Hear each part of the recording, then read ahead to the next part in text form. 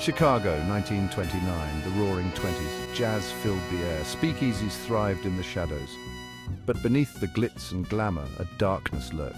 Organized crime held the city in a vice-like grip. Bootlegging, gambling, prostitution, these were the tools of their trade, and business, fueled by prohibition, was booming. At the heart of this underworld, a deadly game of power played out. Rival gangs battled for control of the city's illicit riches. It was a time of both prosperity and bloodshed.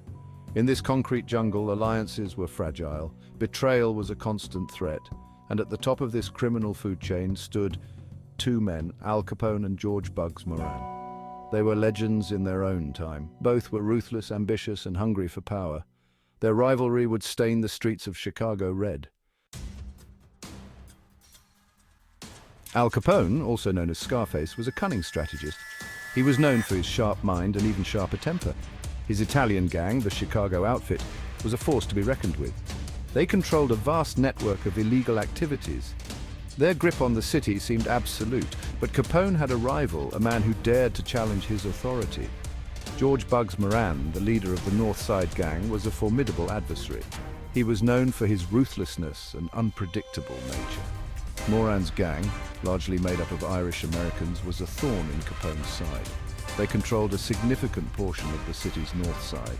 The tension between these two gangs was palpable. A storm was brewing in Chicago, and it was only a matter of time before it broke. Capone and Moran's rivalry was fueled by greed and ambition. Both men wanted it all. Control of the city's bootlegging, gambling, and vice rackets. Their feud had already claimed countless lives. Shootouts were a common occurrence. The streets of Chicago ran red with the blood of their men. But the violence was far from over. It was about to escalate to a level unseen before. The rivalry reached its boiling point in early 1929.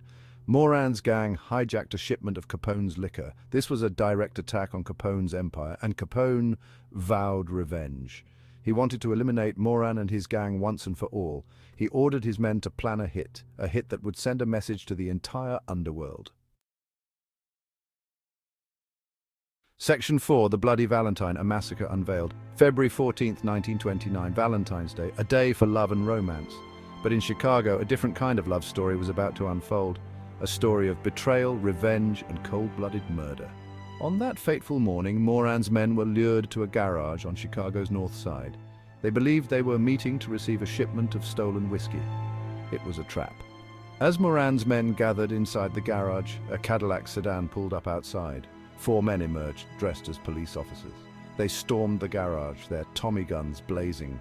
The massacre was swift and brutal. 7 men were gunned down in cold blood, riddled with bullets. It was a scene of unimaginable carnage. Section 5, Justice eludes the aftermath. News of the massacre spread like wildfire. The nation was shocked by the brutality of the killings. The St. Valentine's Day Massacre, as it came to be known, became a symbol of the unchecked violence of the Prohibition era. Public outrage was palpable. The police launched a full-scale investigation. They were determined to bring the perpetrators to justice. However, despite the overwhelming evidence, no one was ever convicted of the massacre.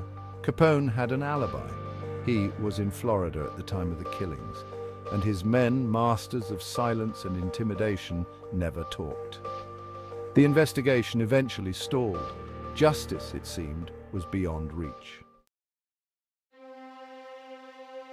Section 6, Echoes of the Massacre, a Legacy of Violence. The St. Valentine's Day Massacre marked a turning point in the history of organized crime. It exposed the dark underbelly of the Roaring Twenties. The massacre also had a profound impact on law enforcement. It led to increased pressure on law enforcement to crack down on organized crime. It forced authorities to confront the level of corruption that allowed such violence to flourish. The massacre remains one of the most notorious events in American criminal history. It serves as a chilling reminder of the power and brutality of the underworld. The echoes of that Valentine's Day resonate even today. A testament to a time when the streets of Chicago ran red with blood.